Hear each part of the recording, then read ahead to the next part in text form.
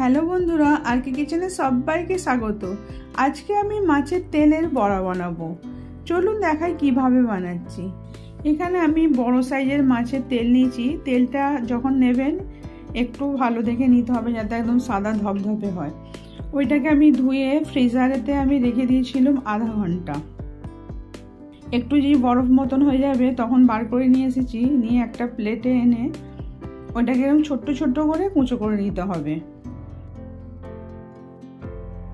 এরমভাবে ছোট ছোট করে কুচো করে নিয়েছি। তারপরেতে লঙ্কা গুঁড়ো অল্প, হলুদ গুঁড়ো অল্প, অল্প নুন আর একটা পেঁয়াজ কুচোনা দিয়ে দিচ্ছি। কাঁচা লঙ্কা কুচোনো, ধনেপাতা কুচোনো দিয়ে এটা হালকা হাতে এরমভাবে মেখে নিতে হবে। এটা বেশি দাবিয়ে দাবিয়ে মাখবেন না, এরকম হালকা হালকা করেই মাখতে হবে।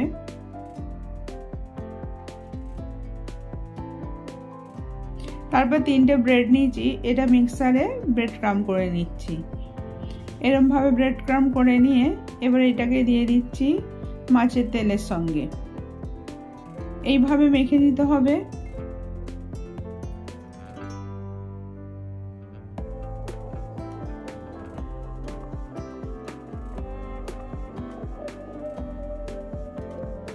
একটু মাখা হয়ে যাওয়ার পর 1 চামচ বেসন দিয়ে দিলাম।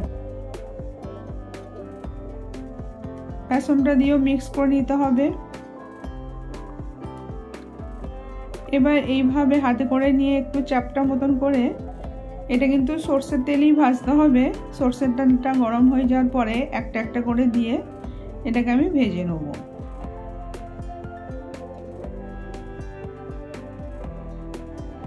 একটু লাল করে ভাজবেন, গ্যাসের স্লোটা একদম করে রাখতে হবে। স্লো আঁচেতে এরকম ভাবে ভেজে নিতে হবে। এটা কিন্তু একটু ধৈর্য ধরেই ভাজতে হবে, নালে ভিতরে কাঁচা থেকে যাবে। ভাজা হয়ে গেল, এবার আমি তুলে নিচ্ছি। এটা গরম ভাতের সঙ্গে খুব ভালো লাগবে। এবার তুলে নিয়ে আমি গরম ভাতের সাথে এটাকে পরিবেশন করব। এইভাবে বানিয়ে দেখবেন, ভালো লাগলে লাইক, কমেন্ট, শেয়ার করবেন। আবার অন্য কোনো রেসিপি নিয়ে আসবো।